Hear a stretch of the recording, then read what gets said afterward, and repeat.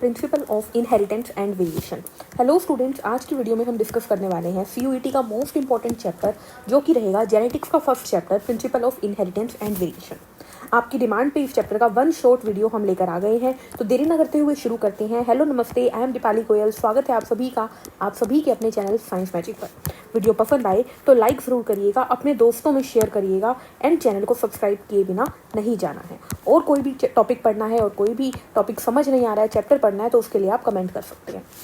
तो चलिए, सबसे पहले principal of inheritance and variation के अंदर हम एक छोटी सी बात जान लेते हैं, क्योंकि यहाँ से क्वेश्चन बहुत बार आने लगे हैं आजकल कि वॉटसन एंड क्रिक दो ऐसे साइंटिस्ट हैं जिन्होंने पहली बार डीएनए को डबल हेलिक्स मॉडल बोलकर उसकी कन्फिग्रेशन दी थी।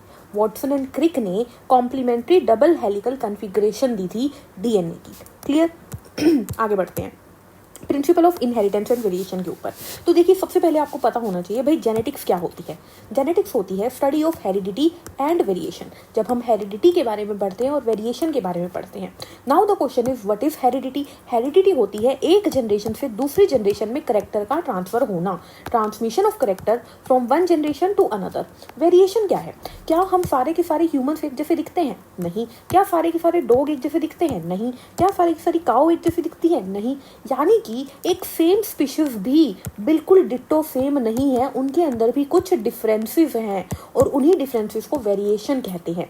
Differences in individual of same species. आप और आपका भाई या आप और आपकी बहन भी एक जैसे नहीं है, दिखने में डिट्टो कॉपी नहीं है, कुछ ना कुछ चेंज, कुछ ना कुछ डिफरेंस जरूर होता है, उसी डिफरेंस को वेरिएशन कहते हैं। ये वेरिएशन आती क्यों है? तो इसके दो कारण हो सकते हैं, या तो म्यूटेशन यानी एकदम सडन चेंज आ गया, या फिर कारण हो सकता है क्रॉसिंग ओवर। जब सेल डिवाइड हो रही होती है, जब मियोसिस के थ्रू गैमीट बन रहे होते हैं, उस टाइम पैकाइटीन स्टेज में क्रॉसिंग ओवर हो जाती है, जिसकी वजह से वेरिएशन आ जाती है। बात समझ में आ गई? चलिए, इसके बाद आपको क्या याद रखना है, सारे साइंटिस्ट को हम एक जगह डिस्कस कर लेते हैं। फादर ऑफ जेनेटिक्स कौन है? Gregor John Mendel. Father of experimental genetics कौन है? मॉर्गन। इन्होंने पहली बार एक्सपेरिमेंट की यूज से सटन एंड बॉबरी की थ्योरी को प्रूव किया था। फादर ऑफ मॉडर्न जेनेटिक्स कौन है? W Bateson. Punnett square RC Punnett ने दिया, यानी इस तरीके से टेबल के थ्रू हमने जब जनरेशन्स निकाली थी। लिंकेज की टर्म मॉर्गन ने दी। एक्स बॉडी, जिसको बाद में एक्स क्रोमोसोम बोला गया, हैंकिंग ने बताया। Chromosomal theory of inheritance Sutton and Boveri ने दी। रीडिस्कवरी ऑफ मेंडल का वर्क 1900 में दोबारा किसने डिस्कवर किया? डी वरीज, कॉरेंस, टेशमार्क ने। क्लियर है?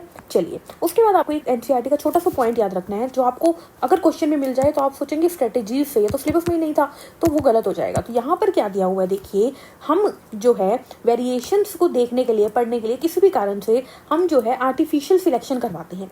और आर्टिफिशियल सिलेक्शन का एक एग्जाम्पल आपको याद रखना है, साहिवाल काउ इन पंजाब। क्लियर? चलिए, अब चलते हैं मेंडल के ऊपर, जहाँ से चैप्टर एक्चुअली शुरू होता है। मेंडल एक बंदा था जो कि चर्च में मोंग था। छोटी सी स्टोरी है, छोड़ो इसको। मेंडल ने पी प्लांट के ऊपर यानी मटर के ऊपर अपनी खोज की थी। मटर के साइंटिफिक नेम को बोलते हैं पाइसम सटाइवम। 7 साल तक इन्होंने काम किया। 1856 से 1863 स्टेटमेंट में लिखा आ जाता है और स्टेटमेंट में गलत प्रूव हो जाती है, इसलिए याद रखनी है।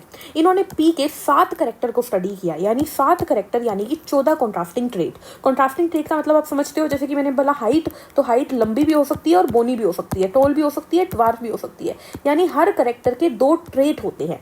ठीक है, उन ट्रेड्स को बोलते हैं मतलब उन्हें बोलते हैं ट्रेड्स। तो 7 करेक्टर यानी 14 ट्रेड। वो 7 करेक्टर कौन कौन से थे? तो ये दिए हुए हैं, सीड का शेप, सीड का colour, flower colour, pod shape, pod colour, flower position and flower height, stem की हाइट। ठीक है, ये क्या हो सकती है? Round, wrinkled, yellow, green, violet, white, इस तरीके से। ये सारे डोमिनेंट है, ये सारे रिसेसिव है। अब क्वेश्चन आता है ma'am what is dominant, what is recessive, ये सारी बातें मैं 2 मिनट दो, बस मुझे शुरू करनी है मुझे अभी। ठीक है, अब देखिए मेंडल के बारे में और क्या आपको याद रखना है कि मेंडल को सक्स क्यों मिली, क्योंकि उन्होंने एक बार में 1 से 2 करेक्टर की ही स्टडी की थी। उन्होंने मैथ का यूज किया था, उन्होंने स्टैटिस्टिक्स का यूज किया था, उन्होंने मटर का पौधा चुना। अब मटर ही क्यों चुना? क्योंकि मटर एक बाइसेक्सुअल फ्लावर है, उसमें सेल्फ पॉलिनेशन हो सकती है। मल्टीपल ट्रेट है, सोचो 14 कॉन्ट्रास्टिंग ट्रेट मिल गए एक मटर में, और इसकी लाइफ साइकिल बहुत छोटी है। अब सोचो अगर ये इंसान पे स्टडी करने लग जाता तो इंसान तो बच्चे देने के बाद अगली जनरेशन बनाने में, दादा बनने में बहुत टाइम लगा देता है ना। इतनी देर में तो मेंडल जी की टाइटा फिश हो जाती है ना, इसीलिए इन्होंने पी प्लांट को चूज किया। ठीक है, वैसे भी इंसानों के ऊपर एक्सपेरिमेंट करना जो होता है वो लीगल नहीं है। चलिए आगे बढ़ते हैं। तो इन्होंने 14 ट्रू पी वेराइटीज़ को चूज़ किया। ये वेराइटीज़ हमें दी हुई है, इंपॉर्टेंट है, याद कर लेना, ठीक है। उसके बाद आ जाती है ये सारा जो है मोनोहाइब्रिड क्रॉस, डाईहाइब्रिड क्रॉस, इन सबको करवाने के लिए मैं आपको कुछ छोटा सा कंसेप्ट समझाना चाहती हूँ, समझ लीजिए। देखिए ये एक क्रोमोसोम है, ये क्रोमोसोम है, ये जो क्रोमोसोम पे लगी हुई है दिस इज क्रोमेटिड। ये क्या है? क्रोमेटिड। क्रोमेटिड बीच में आपस में ऐसे चिपक जाती है, कंस्ट्रिक्ट हो जाती है, ठीक है। ऐसी क्रोमेटिड से चिपका दी तो ये बीच के एरिया को बोल देते हैं, क्या बोल देते हैं? Centromere, primary constriction. और इसके दोनों तरफ मौजूद है काइनेटोकोर, जहां से स्पिंडल फाइबर अटैच होते हैं। बात समझ में आ गई? अब देखिए किसी भी सेल में होता है न्यूक्लियस। क्या होता है? न्यूक्लियस। न्यूक्लियस में हमें पता होता है इस तरीके से क्या पड़ा होता है? क्रोमेटिन। क्रोमेटिन को जब ध्यान से देखते हैं तो जब क्रोमेटिन कंडेंस होती है तो वो बन जाती है क्रोमोसोम। और क्रोमोसोम को जब देखते हैं तो क्रोमोसोम के अंदर से निकल के आता है डीएनए। और डीएनए की ये जो सेगमेंट होती है ना, इन्हें बोलते हैं जीन। क्या बोलते हैं? जीन। ये जीन हमारी बॉडी में प्रोटीन बनाती है। हर एक जीन अलग अलग प्रोटीन बनाता है, प्रोटीन से एंजाइम बनते हैं और एंजाइम हमारी बॉडी में करेक्टर लेके आते हैं। यानी एक आम भाषा में मैं बोल सकती हूँ कि all the characters of our body are controlled by gene and gene is located on DNA या gene is located on chromosome. तो मैं एक सिंपल भाषा में इतनी डिटेल में ना जाकर आपको सीधी बोल दूं कि क्रोमोसोम पे ये क्या लोकेटेड है? जीन। और हर जीन एक करेक्टर के लिए प्रोटीन प्रोड्यूस करता है। जरूरी नहीं है एक ही करेक्टर के लिए, एक्सेप्शंस है। एक जीन कई करेक्टर के लिए भी करता है और कई करेक्टर के लिए एक जीन भी होता है। प्लियोट्रोपिक और पॉलीमॉर्फिक हम आगे पढ़ेंगे, ठीक है। तो फिलहाल ये जान लो कि क्रोमोसोम के ऊपर कौन लोकेटेड होता है? जीन लोकेटेड होते हैं, ठीक है। अगली चीज आपको क्या याद रखनी है? हम ह्यूमंस के अंदर क्रोमोसोम हमेशा पेयर में रहते हैं। क्रोमोसोम हमेशा पेयर में रहते हैं, यानी कि अगर हाइट का एक जीन यहाँ पे है तो हाइट का एक जीन यहाँ पर भी होगा, ठीक है। हमेशा पेयर में रहते हैं जीन हमारी बॉडी के अंदर। देखिए अब मैंने बोला कि हर करेक्टर के लिए क्या होते हैं? जीन होते हैं। और जीन जो होते हैं, अब सीधी सी बात है, करेक्टर जो है, हाइट है, ये टॉल भी हो सकती है, ड्वार्फ भी हो सकती है। तो जीन को भी दो फॉर्म लेनी पड़ेगी, एक टॉल के लिए अलग, एक ड्वार्फ के लिए अलग। और जीन की इन फॉर्म को बोलते हैं अलील। यानी हर जीन की 2 अल्टरनेटिव फॉर्म होती है। एक करेक्टर के 2 ट्रेट के लिए 2 फॉर्म होती है, उन 2 फॉर्म को बोलते हैं एलील। फॉर एग्जाम्पल मैंने बात की हाइट की, तो वो टॉल हो सकती है, ड्वार्फ हो सकती है। टॉल के लिए कैपिटल टी, ड्वार्फ के लिए स्मॉल टी। बात समझ में आ गई? These are the 2 allele. अब 2 अलील में से एक, जैसे मान लीजिए 2 भाई हैं, ठीक है, तो हमेशा बड़े की चलती है। जब बड़ा अकेला होता है तब उसकी चलती है, जब वो छोटे के साथ होता है तब भी उसकी चलती है, लेकिन जब छोटा अकेला होता है तब उसकी चलती है। बिल्कुल ऐसे ही जब ये 2 अलील इकट्ठे आते हैं तब बड़े की चलती है, जब ये अकेला होता है तब भी इसकी चलती है, लेकिन जब ड्वार्फ अकेला होता है तब इसकी चलती है। तो अलील को 2 हिस्सों में बांट दिया गया, एक जिसकी हमेशा चलती है कैपिटल टी और एक जिसकी नहीं चलती वो है स्मॉल टी। अब मैंने बोला जीन हमेशा पेयर ऑफ अलील में रहता है, तो कैपिटल टी रहेगा या स्मॉल टी रहेगा या कैपिटल टी स्मॉल टी रहेगा। जब दोनों अलील सेम हो तो इस कंडीशन को बोलते हैं होमोजाइगस। क्या बोलते हैं? होमोजाइगस। और दोनों अलील अलग हो तो इसको बोलते हैं हेट्रोजाइगस। क्या बोलते हैं? हेट्रोजाइगस। अब होमोजाइगस में ये क्या है? ये कैपिटल टी डोमिनेंट है, तो इसको बोल देंगे होमोजाइगस डोमिनेंट। और स्मॉल टी रिसेसिव है, इसको बोल देंगे होमोजाइगस रिसेसिव। इसके अंदर कुछ रिसेसिव डोमिनेंट होता ही नहीं है। बात समझ में आ गई? चलिए एक और एग्जांपल ले लेते हैं। मैंने बोला राउंड के लिए कैपिटल आर है, रिंकल के लिए स्मॉल आर, तो कैपिटल आर क्या हो जाएगा? डोमिनेंट और होमोजाइगस। स्मॉल आर क्या हो जाएगा? रिसेसिव और homozygous. Capital R small R क्या होगा? ये हेट्रोजाइगस होगा। क्या होगा? हेट्रोजाइगस, ठीक है। चलिए यहाँ पे आ जाइए। सिंगल सेट ऑफ क्रोमोसोम जिसमें होता है, जैसे ये दिख रहा है आपको, हैप्लोइड, जिसको एन से लिखते हैं। Double set of chromosome diploid और triple set of chromosome triploid. Double का एग्जांपल आप जाइगोट को याद रखिए और ट्रिपल का एंडोस्पर्म इन प्लांट, जो कि ट्रिपल फ्यूजन से बनता है, जब एक मेल गैमीट 2 पोलर न्यूक्लियाई के साथ फ्यूज करते हैं। क्लियर? चलिए इसके बाद 2 चीज़ें पढ़ लेते हैं। अच्छा, इससे पहले मोनोहाइब्रिड डाईहाइब्रिड क्रॉस कर लेते हैं। देखो इसको मैं आपको डिटेल में नहीं समझाऊंगी, उसके लिए डिटेल लेक्चर होते हैं। फिलहाल आपको सिर्फ याद रखना है मोनोहाइब्रिड क्रॉस वो क्रॉस है जिसमें हम एक कैरेक्टर को क्रॉस करवाते हैं। मतलब कि 7 में से एक कैरेक्टर अलग है, 6 सेम है। तो हम इस एक कैरेक्टर अलग वाले प्लांट को क्रॉस करवा दिया हमने। जब हमने टोल के साथ ड्वार्फ को क्रॉस करवाया तो पहली जनरेशन सारी टोल निकली, दूसरी जनरेशन में 3 थे टोल, 1 था ड्वार्फ। अब देखिए ध्यान से 2 बातें सुनिए। जब हम जनरेशन को, मैंने आपके सामने ये पौधा रख दिया, ये दूसरा पौधा रख दिया, ये तीसरा पौधा रख दिया, ये चौथा पौधा रख दिया। मैंने बोला कि लंबे कितने हैं, बोने कितने हैं। आपने देखते ही बता दिया ये 3 लंबे हैं, ये बोने हैं। तो जब हम किसी चीज़ को देखते ही बता दे तो उसे बोलते हैं फिनोटाइप। क्या बोलते हैं? फिनोटाइप। लेकिन मैंने बोला कि इसके जीन क्या है, इसके जीन क्या है, इसके जीन क्या है, इसके जीन क्या है। तो आपको पता है कि भाई अगर ये ड्वार्फ है तो इसके जीन तो पक्का ही होंगे, लेकिन इनके हमें नहीं पता कि कैपिटल टी है या कैपिटल टी स्मॉल टी है। तो जब हम जीन को चेक करने लगे तो उसे बोलते हैं जीनोटाइप। क्या बोलते हैं? जीनोटाइप। जीनोटाइप। अब देखिए इसी चीज़ को समझते हैं। यहाँ पर मैंने आपके सामने ये 4 जनरेशन बना दी, ये भी टोल है, ये भी टोल है, ये भी टोल है, ये ड्वार्फ है। तो दिखने में 3:1 होगी phenotypic ratio, toll ratio dwarf 3:1। लेकिन जीन के बेसिस पे जाओगे तो ये अलग है, ये दोनों अलग है, ये अलग है। तो ये 3 टाइप के हो गए, रेशो आ गई 1:1 जीनोटाइप। बिल्कुल उसी तरीके से डाई हाइब्रिड में 2 करैक्टर को स्टडी करते हैं। डाई हाइब्रिड में कितने करैक्टर को स्टडी करते हैं? 2 करैक्टर को। हमने ले लिए राउंड येलो, रिंकल्ड ग्रीन, इसके अंदर गैमीट बना दिए, ये आ गया। ठीक है, अब गैमीट बनाने के लिए एक चीज आपको याद रखनी है, नंबर ऑफ गैमीट जब भी कैलकुलेट करने हो तो फॉर्मूला लगा दो 2 की पावर n। और n क्या होता है यहाँ पे? Heterozygous pair. हेट्रोजाइगस पेयर मतलब अलग अलग दिखने वाला पेयर, जैसे कि r small r capital Y small y। ये हेट्रोजाइगस है, होमोजाइगस, हेट्रोजाइगस, ये भी हेट्रोजाइगस। तो इसमें 2 हेट्रोजाइगस पेयर है, तो इसमें एलील गैमीट कितने बनेंगे? 2 की पावर 2 4। ठीक है, अगर मैंने यहीं पे लिख दिया capital R capital Y small y, ठीक है, तो कोई कितने गैमीट बनेंगे? कोई भी हेट्रोजाइगस पेयर नहीं है तो 2 बनेंगे। ठीक है, 2 सॉरी 2 की पावर 0 यानी 1 बनेंगे। ठीक है, अब अगर मैंने लिख दिया capital R small r capital Y, कितने हेट्रोजाइगस पेयर है? एक, तो 2 की पावर 1 यानी 2 बनेंगे। इस तरीके से ये निकलते हैं। ठीक है, और हमें पता है कैपिटल R कैपिटल Y, इसमें इसके अंदर कितने बनेंगे? एक कैपिटल R कैपिटल Y बनेगा, एक स्मॉल r कैपिटल Y बनेगा, बस, और कोई गैमेट नहीं बनता। ठीक है, अब यहाँ पर देखिए जब हमने ये जनरेशन निकाली F2 तो हमें राउंड येलो मिले 9, राउंड ग्रीन मिले 3, रिंकल्ड येलो 3, एक रिंकल्ड ग्रीन। तो फिनोटिपिकली रेशियो होती है 9:3:1 और जीनोटिपिकली रेशियो होती है 1:1, 2:4, 1:1।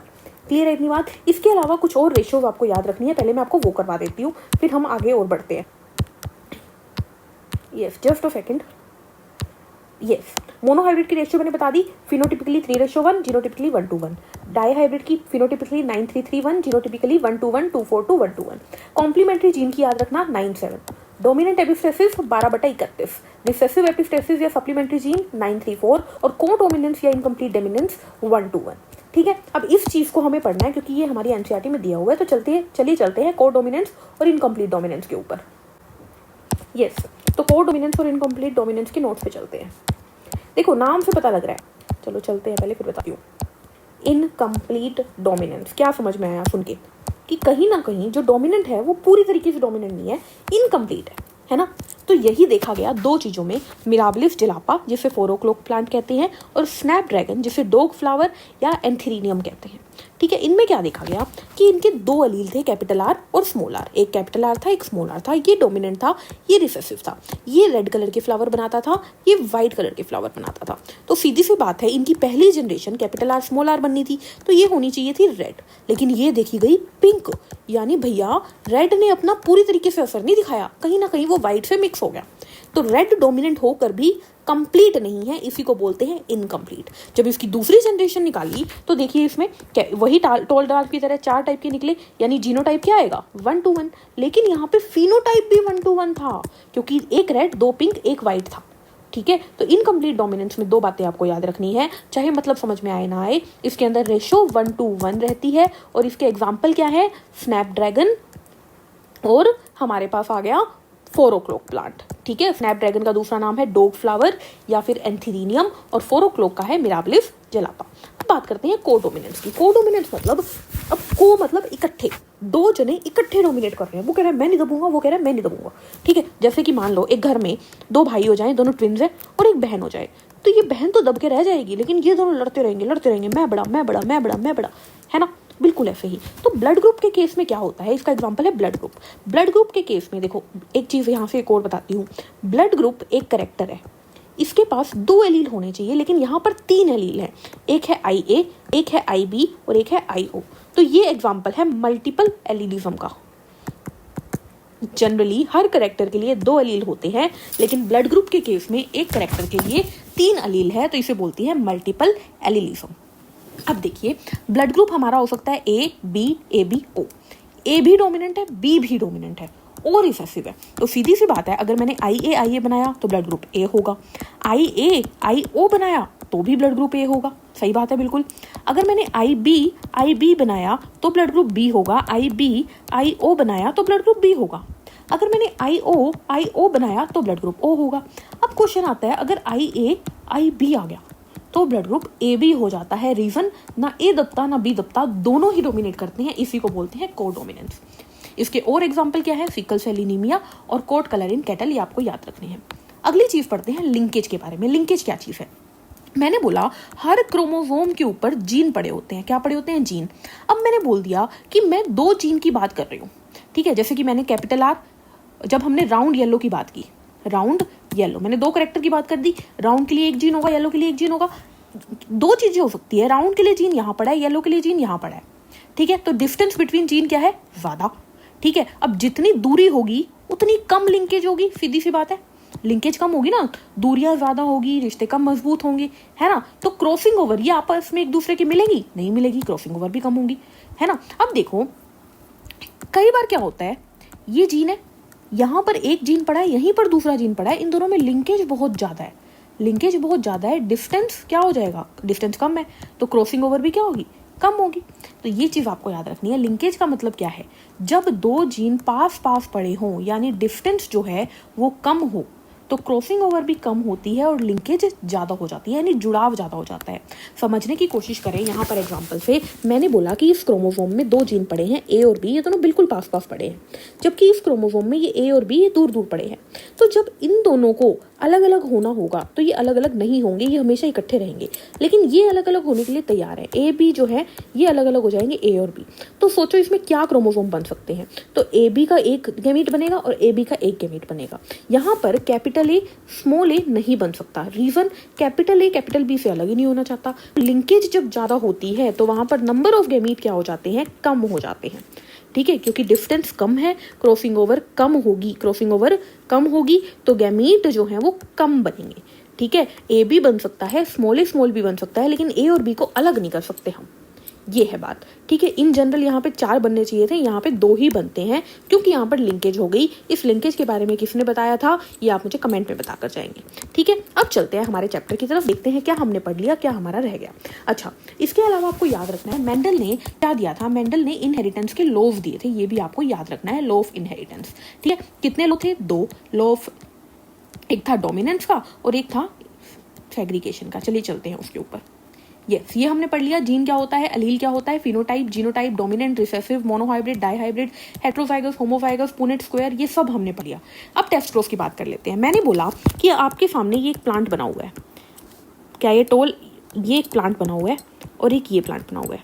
तो आपको पता है ये ड्वार्फ है, ये टोल है। ड्वार्फ है मतलब ये स्मॉल्टी होगा, टोल है मतलब या तो ये होगा या तो ये होगा। अब मुझे पता करना है कि ये क्या है, तो उस पता करने के तरीके को बोलते हैं टेस्ट क्रॉस, और उसमें इसको मल्टीप्लाई कर देते हैं रिसेसिव पेरेंट से, ठीक है। जब हम पता करने के लिए रिसेसिव पेरेंट से मल्टीप्लाई कर दे, पेरेंट को किसी रिसेसिव से, होमोजाइगस रिसेसिव से मल्टीप्लाई कर दे, उसी को बोलते हैं टेस्ट क्रॉस। बस इसमें इतनी ही बात याद रखनी है, टेस्ट क्रॉस में होमोजाइगस रिसेसिव से क्रॉस करवाया जाता है, ठीक है। चलिए आगे बढ़ते हैं। यस, 2 लॉ है, लॉ ऑफ डोमिनेंस और law of segregation. Law of dominance मतलब सीधी सी बात है, एक कैरेक्टर को कंट्रोल करने के लिए जीन होते हैं, जीन हमेशा पेयर में रहते हैं, उन पेयर में से एक डोमिनेंट होता है, एक रिसेसिव। वही मैंने बोला कि हाइट के कैरेक्टर के लिए हमारे पास जीन है, ठीक है। अब जीन पेयर में रहते हैं, या तो ये होगा या ये होगा या ये होगा, इसमें से एक डोमिनेंट होगा, कैपिटल टी डोमिनेंट है, स्मॉल टी रिसेसिव है, ठीक है। लॉ ऑफ सेग्रीगेशन क्या कहता है? लॉ ऑफ सेग्रीगेशन कहता है कि जब हम पहली जनरेशन ये निकलती है हमारी, दूसरी जनरेशन बनाते हैं, देखो कैपिटल टी, स्मॉल टी से हमें ये मिला, ठीक है। अब दूसरी जनरेशन में हमें फिर ये मिल जाता है, यानी क्या स्मॉल टी के ऊपर कैपिटल टी ने यहाँ पर कोई असर डाला?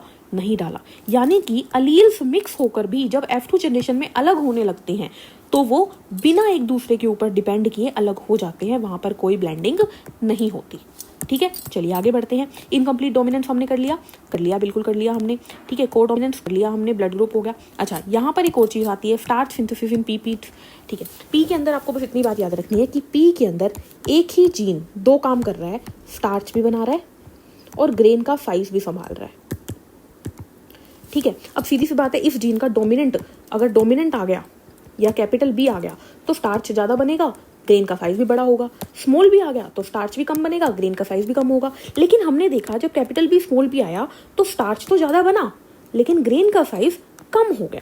इसका मतलब एक चीज़ है कि capital B small B starch के लिए तो डोमिनेंट और रिसेसिव को फॉलो कर रहा है, लेकिन ग्रेन साइज के लिए कैपिटल बी स्मॉल बी में इनकम्प्लीट डोमिनेंस हो रही है, क्योंकि कैपिटल बी पूरी तरीके से हाइट को लंबा नहीं कर पा रहा, ठीक है। इनहेरिटेंस ऑफ क्रॉस हमने कर लिया, ये हमने कर लिया। चलिए अब बात करते हैं क्रोमोसोमल थ्योरी ऑफ इनहेरिटेंस की। इन्होंने क्या किया, देखो मेंडल ने जीन जीन जीन जीन करके बहुत बातें फैलाई, लेकिन इन्होंने क्या कहा, तब जब मेंडल आया ना, उस टाइम ज़्यादा एडवर्टाइजमेंट नहीं थी, ज़्यादा कुछ था नहीं, तो इस वजह से वो फेमस नहीं हो पाया। बाद में 2 साइंटिस्ट आए, सट्टन एंड बॉवेरी, इन्होंने सेम चीज़ देखी क्रोमोसोम के अंदर कि मेंडल जो बोलता था कि एक जनरेशन से दूसरी जनरेशन में कुछ पास हो रहा है, उसका नाम है फैक्टर, उसका नाम है फैक्टर, इन्होंने देखा कि बिल्कुल उसी तरीके से एक जनरेशन से दूसरी जनरेशन में क्रोमोसोम जो है वो पास हो रहा है। यानी कहीं ना कहीं हम बोल सकते हैं इन्होंने जीन को क्रोमोसोम से कंपेयर कर दिया और दे दी क्रोमोसोमल थ्योरी ऑफ इनहेरिटेंस। ठीक है, इनकी इस थ्योरी को प्रूव किया मॉर्गन साहब ने ड्रोसोफिला पे एक्सपेरिमेंट करके। अब क्वेश्चन आता है ड्रोसोफिला क्यों चूज किया? ड्रोसोफिला क्यों चूज किया, तो आंसर जाएगा क्योंकि उसकी लाइफ साइकिल छोटी होती है, मेल एंड फीमेल सेपरेट होते हैं, ये कारण है। ठीक है, और कारण मैं बताऊंगी। 1900 में 3 साइंटिस्ट डीवेरी, स्कॉटन, टेस्मार्क ने मेंडल को रीडिस्कवर किया था। ठीक है, सट्टन एंड बॉवेरी हमने पढ़ लिया। ठीक है, चलिए आगे बढ़ते हैं। यस, लिंकेज रिकॉम्बिनेशन हो गया। यस, अब आ जाते हैं लिंकेज की एक छोटी सी एनसीईआरटी की बात के ऊपर कि देखिए यहाँ पर ये दोनों जीन पास पास दिख रहे हैं, यानी यहाँ पर लिंकेज क्या है, ज़्यादा है, डिस्टेंस क्या है, कम है, क्रॉसिंग ओवर की क्या होगी, कम होगी। तो पेरेंटल टाइप और रिकॉम्बिनेंट टाइप में पेरेंटल कितना ज़्यादा है, कितना 98.7, रिकॉम्बिनेंट कितना है 1.3। यहाँ पर दोनों जीन दूर है, डिस्टेंस ज़्यादा है, क्रॉसिंग ओवर ज़्यादा होगी, लिंकेज कम होगी। तो देखिए parental as compare to this कम है 62.8% और recombinant as compare to this ज़्यादा है 37.2%। बस ये वैल्यू आपको याद रखनी है। ठीक है, अब आ जाइए कुछ और कंसेप्ट पे। प्लियोट्रॉपिक जीन क्या होता है? प्लियोट्रॉपिक जीन जब एक जीन कई कैरेक्टर को संभाल रहा हो, एग्जाम्पल याद रखिए phenylketonuria, sickle cell anaemia. Polygenic inheritance क्या होता है? जब एक कैरेक्टर कई जीन कंट्रोल कर रहे हो, जैसे कि ह्यूमन का skin colour, weight, height, eye colour. इसका मतलब समझिए, अगर मैंने बोला कि कैरेक्टर जो होता है उसके 2 ही ट्रेट होते हैं, तो ह्यूमंस 2 ही टाइप के होने चाहिए, या तो पूरे लंबे या पूरे बोने, लेकिन ऐसा होता नहीं है। हर हाइट के बड़े से छोटे पूरा सीरीज बनती है ह्यूमंस के अंदर। क्यों? क्योंकि यहाँ पर एक कैरेक्टर को कई जीन कंट्रोल कर रहे हैं, तो ये पॉलीजेनिक इनहेरिटेंस का केस हो गया। बिल्कुल उसी तरह स्किन कलर या तो पूरे गोरे होते हैं या पूरे काले होते हैं, लेकिन हर तरीके के दिखते हैं, तो वो क्या है? Polygenic inheritance. मल्टीपल एलील मैंने आपको करवा दिया। टेस्टोस हो गया हमारा, बैक्रोस हमें करना नहीं है। सेक्स डिटर्मिनेशन पे चलते हैं। इसको करने के लिए सिंपल सी डायग्राम पे चलते हैं। यस, यहाँ पर क्लियरली बताया गया है कि ड्रोसोफिला में और ह्यूमंस में XY क्या होते हैं? मेल, XX क्या होती है? फीमेल। यानी कि मेल के अंदर क्या है? अलग अलग गैमीट है, तो इसे बोलते हैं हेट्रोगैमिटी ऑफ मेल। मेल हेट्रोगैमिटी है ये। जबकि बर्ड्स के अंदर मेल तो ZZ है, फीमेल ZW है, यानी फीमेल हेट्रोगैमिटी है बर्ड्स के अंदर। ये चीज़ आपको याद रखनी है। यहाँ से क्वेश्चन जरूर आता है कि ZZ क्या है, ZW क्या है, तो ZZ मेल है, ZW फीमेल है। ठीक है, हैंकिंग ने एक्स बॉडी यानी एक्स क्रोमोसोम खोजा, हमने पहले ही बात कर ली थी। अब ह्यूमन की बात करते हैं। ह्यूमंस के अंदर हमें पता है कितने क्रोमोसोम होते हैं? 46, यानी कि 23 पेयर क्रोमोसोम। इसमें से ना 2 टाइप के होते हैं ये। एक होते हैं ऑटोसोम, जो हमारी बॉडी के सारे करैक्टर देखते हैं, आँख, नाक, कान, मुंह, हाइट सब ये कंट्रोल करते हैं। ये होते हैं 22 पेयर, यानी कि 44 क्रोमोसोम। और जो बचे हुए 2 क्रोमोसोम होते हैं वो होते हैं एलोसोम, जिसे हम सेक्स क्रोमोसोम भी कह देते हैं। ये क्या होता है? 1 पेयर। ये या तो XX होता है या XY होता है। XX होता है फीमेल, XY होता है मेल। यानी कि अगर मैं आपके सामने लिख दूँ 22 प्लस, या ऐसे लिख दूँ मैं 44 प्लस XX, तो आप बोलोगे ये फीमेल है। और मैं बोल दूँ 44 प्लस XY, तो आप बोलोगे मेल है। बात समझ में आ गई? ये ह्यूमंस का केस है। अब देखिए, जब गैमीट फॉर्मेशन होती है ह्यूमंस में, तो क्या होता है? 22 प्लस XX, मान लो मदर थी, तो इससे बनता है 44 प्लस XX, इससे बनता है तो 22 प्लस X या 22 प्लस X, यानी ओवम हमेशा यही होता है। ओवम हमेशा X कैरी करता है। लेकिन मदर मेल में क्या होता है? 44 प्लस XY था, तो ये 2 टाइप के गैमीट बनाता है। 22 प्लस X भी बन सकते हैं, 22 प्लस Y भी बन सकते हैं, यानी मदर मेल के पास 2 टाइप के गैमीट हैं। अब सोचो, फादर एंड मदर, फादर ने दिया X या Y, मदर ने दिया X, तो ये क्या बनेगा? फीमेल, और ये क्या बनेगी? मेल। ठीक है, तो एक बात क्लियर है कि मेल होना या फीमेल होना किस पर डिपेंड करता है? फादर के ऊपर। और चांसेस कितने होते हैं? 50%। ठीक है, चलिए आगे बढ़ते हैं। यस, ये हो गया सेक्स डिटर्मिनेशन इन ह्यूमंस। अब बात करते हैं sex determination in honey bee. तो सिंपल सा एक मैकेनिज्म है, देख लीजिए। ओवम है, हैप्लॉइड ओवम है। हमने ओवम से स्टोरी को शुरू किया है। ओवम हमारा हैप्लॉइड है। 2 चीज़ें हो सकती है, ओवम को स्पर्म मिल जाए, यानी मेल गैमीट मिल जाए, तो फर्टिलाइजेशन हो जाएगी। जाइगोट बन जाएगा। जाइगोट डिप्लॉयड होगा और हनी बी के केस में डिप्लॉयड सिर्फ फीमेल होती है।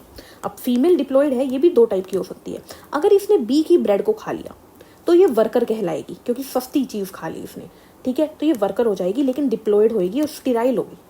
अगर इसने रॉयल जेली खा ली तो इसको बोल देंगे क्वीन है ये, तो इसने तो बड़ी चीज़ को चूज़ किया है, ये भी डिप्लॉयड होगी लेकिन ये फर्टाइल होगी, फिर ये ओवम बनाएगा, फिर ये सेम स्टोरी चलेगी, ठीक है। अगर फर्टिलाइजेशन नहीं हुआ तो ये एन क्या रह जाएगा, एन रह जाएगा, और उस सिचुएशन में इसको पार्थिनोजेनेसिस से ड्रोन बना देते हैं। ये मेल गैमीट बनाने का काम करता है, जो कि यहाँ पर फ्यूजन में मदद करेगा। बात समझ में आई? तो यहाँ से आपको 3 बातें क्लियर हो रही है। पहली बात क्या है कि ड्रोन, हनी बी 3 टाइप की होती है, ड्रोन, वर्कर और क्वीन। ड्रोन होता है मेल, वर्कर और क्वीन होती है फीमेल। ड्रोन मेल गैमीट बनाता है, क्वीन ओवम बनाती है, वर्कर स्टेराइल होते हैं। ड्रोन हैप्लॉइड होते हैं, worker diploid, queen diploid. Queen royal jelly पे फीड करती है, वर्कर बी ब्रेड पे फीड करते हैं और ड्रोन पार्थिनोजेनेसिस से बनते हैं, ठीक है। बस यही बात आपको याद रखनी है। ये हो गया हमारा हनी बी का क्या, सेक्स डिटर्मिनेशन या हनी बी, ठीक है। चलिए आगे बढ़ते हैं। Yes, mutation. उससे पहले ये पढ़ लीजिए, टाइप ऑफ फिनोटाइप अगर चेक करने हो तो 2 की power n, type of genotype 3 की पावर n, गैमीट 2 की पावर n, मल्टीपल एलील के केस में जीनोटाइप n+1/2, पॉलीजेनिक इनहेरिटेंस में पॉसिबल फिनोटाइप 2n+1। n क्या है, हेट्रोजाइगस पेयर, जैसे कि इसके अंदर ये 1 हेट्रोजाइगस पेयर है, इसके अंदर ये 2 हेट्रोजाइगस पेयर है, इसके अंदर ये 1 हेट्रोजाइगस पेयर है, तो बस इस तरीके से निकल जाएंगे। म्यूटेशन क्या होता है, म्यूटेशन होता है जब डीएनए सीक्वेंस में कोई चेंज आ जाए, उसे म्यूटेशन कहते हैं, जिसकी वजह से इंसान का जीनोटाइप और फिनोटाइप बदल जाता है। म्यूटेशन से ही वेरिएशन आता है, हमने शुरू में ही बात कर ली थी। म्यूटेशन क्यों आता है, क्योंकि हो सकता है डीएनए की कोई सेगमेंट डिलीट हो गई हो, या कोई सेगमेंट डुप्लीकेट हो गई हो, या कुछ उसमें आकर ऐड हो गया हो, ठीक है। इन्हीं को बोलते हैं क्रोमोसोमल एबिरेशन, यानी क्रोमोसोम में कुछ प्लस या माइनस होना, ठीक है। जब एक single base pair of DNA में चेंज आता है उसे पॉइंट म्यूटेशन बोलते हैं। क्या बोलते हैं, point mutation. Deletion and insertion of base pair of DNA frame shift mutation होती है, फ्रेम का फ्रेम बदल जाता है। म्यूटेशन के केमिकल फैक्टर भी हो सकते हैं, फिजिकल फैक्टर भी हो सकते हैं, और उन्हें बोलते हैं म्यूटाजन। जैसे कि यूवी रेडिएशन क्या है, एक म्यूटाजन है, ठीक है। पेडिग्री एनालिसिस अलग वीडियो हम बना देंगे, वहाँ पर डिस्कस कर लेंगे, ठीक है। डिसऑर्डर्स की मैं एक वीडियो अलग से बना चुकी हूँ, वहाँ आप ये देख सकते हैं। अभी मैं आपको शॉर्ट फॉर्म में डिसऑर्डर्स बता देती हूँ। देखिए, जेनेटिक डिसऑर्डर को 2 कैटेगरी में बांटा गया है, Mendelian and chromosomal. Mendelian and chromosomal. Mendelian जो होते हैं वो एक्स लिंक्ड या ऑटोसोमल होते हैं, ठीक है, एक्स लिंक्ड या ऑटोसोमल होते हैं। मेंडेलियन के एग्जांपल है haemophilia, cystic fibrosis, sickle cell anaemia, colour blindness, phenylketonuria, thalassaemia, ठीक है। इनकी एक एक करके बात कर लेते हैं। कलर ब्लाइंडनेस क्या है, एक सेक्स लिंक्ड रिसेसिव डिसऑर्डर है। इसमें इंसान रेड और ग्रीन कलर को नहीं पहचान पाता। क्यों? क्योंकि इसमें एक्स क्रोमोसोम में कुछ चेंज आ जाते हैं। इसके अंदर 8% मेल के अंदर ये बीमारी होती है, 0.4% फीमेल के अंदर। सीधा सा कारण है, मेल के अंदर एक ही एक्स है, तो अगर ये इफेक्टेड हो गया तो मेल पूरा इफेक्टेड हो गया। फीमेल में 2 एक्स है तो दोनों ही इफेक्ट होंगे, तभी फीमेल बीमार होगी, वरना नहीं होगी। हीमोफीलिया की बात करते हैं, ये भी सेक्स लिंक रिसेसिव डिसीज है, ये मदर टू सन में जाता है, ठीक है। इसके अंदर क्या होता है, ब्लड क्लोटिंग करने वाले प्रोटीन के ब्लड क्लोटिंग करवाने के लिए जो प्रोटीन बनता है उसके जीन में दिक्कत आ जाती है, उस प्रोटीन को बनाने वाले जीन में दिक्कत आ जाती है, ठीक है। तो यहाँ पर क्या हो जाता है, बंदे का अगर ब्लड आने लगे तो वो आता ही रहता है। क्वीन विक्टोरिया इसका सबसे बड़ा एग्जांपल है, उसकी पूरी फैमिली हीमोफिलिक थी। सिकल सेल एनीमिया में क्या होता है, ये ऑटोसोमल लिंक रिसेसिव डिसीज है। इसके अंदर जो हमारी हीमोग्लोबिन की चेन है उसकी 6th पोजीशन पे ग्लूटामिन की जगह वेलिन आ जाता है, यानी गैग रिप्लेस्ड बाय गुग। ये चीज़ आपको याद रखना है, ग्लूटामिक एसिड की जगह क्या आ जाता है, वेलिन। इस डायग्राम से भी क्वेश्चन आ सकता है, गैग को गुग से भी क्वेश्चन आ सकता है, ये आपको ध्यान रखना है, ठीक है। Gag to गुग। फिनाइलकीटोन्यूरिया में क्या होता है, हमारी बॉडी में एक एंजाइम बनता है जो फिनाइलिन को टायरोसिन में कन्वर्ट करता है, वो एंजाइम ही नहीं बनता, तो ये इकट्ठा होता जाता है, जिसकी वजह से मेंटल रिटार्डेशन आ जाती है और ये यूरिन से भी निकलने लग जाता है। Thalassaemia autosomal link recessive disease है। इसके अंदर क्या होता है, हमारी बॉडी में जो अल्फा ग्लोबिन चेन और बीटा ग्लोबिन चेन है उसके ऊपर इफेक्ट पड़ता है और अल्टीमेटली हमें ऑक्सीजन पहुंचाने में दिक्कत आ जाती है, ठीक है। अब इसमें याद रखना है, ये 2 टाइप का होता है। अल्फा थैलेसीमिया जो क्रोमोसोम 16 के ऊपर HbA1 HbA2 जीन से होता है, और अल्फा बीटा थैलेसीमिया क्रोमोसोम 11 के ऊपर HbB जीन से होता है। क्रोमोसोमल डिसऑर्डर्स होते हैं एन्यूप्लॉइडी की वजह से। पॉलीप्लॉइडी मतलब जब क्रोमेटिड सही से सेपरेट ना हो पाए during the cell division. Polyploidy क्या होती है? जब सेल डिवीजन ही ना हो पाए, साइटोकाइनेसिस ही ना हो पाए सही से। प्लांट्स के केस में होता है पॉलीप्लॉइडी, ठीक है। अब इसकी एग्जांपल है डाउन सिंड्रोम। डाउन सिंड्रोम में क्या हो जाती है? ट्राइसोमी ऑफ 21 क्रोमोसोम में एक एक्स्ट्रा कॉपी आ जाती है। इसके सिम्टम्स याद कर लीजिएगा। टर्न होती है, अगेन एक और क्रोमोसोम एक्स्ट्रा हो जाता है, सिम्टम्स याद कर लेना। टर्नर में क्या होता है? एक क्रोमोसोम माइनस हो जाता है, ठीक है, और 46 की जगह 45 क्रोमोसोम हो जाते हैं। X0 कंडीशन हो जाती है, यानी फीमेल के पास XX होना चाहिए था, वो X0 हो गई, तो उसमें सेकेंडरी सेक्सुअल कैरेक्टर नहीं होते और ओवरीज जो होती हैं वो अंडर डेवलप्ड होती है। तो ये था हमारा पूरा चैप्टर, हमारा जो था principle of inheritance and variation. मैं आपको फिर बोल रही हूँ, pedigree analysis and genetic disorder, इन दोनों की मैंने एक अलग से वीडियो बनाई है, वहाँ से ये पढ़ लेना, क्योंकि ये दोनों ही टॉपिक बहुत ज़्यादा इंपॉर्टेंस रखते हैं आपके एग्जाम के लिए। मिलते हैं नेक्स्ट वीडियो में, तब तक के लिए हंसते रहिए, मुस्कुराते रहिए। Take care, thank you, bye bye.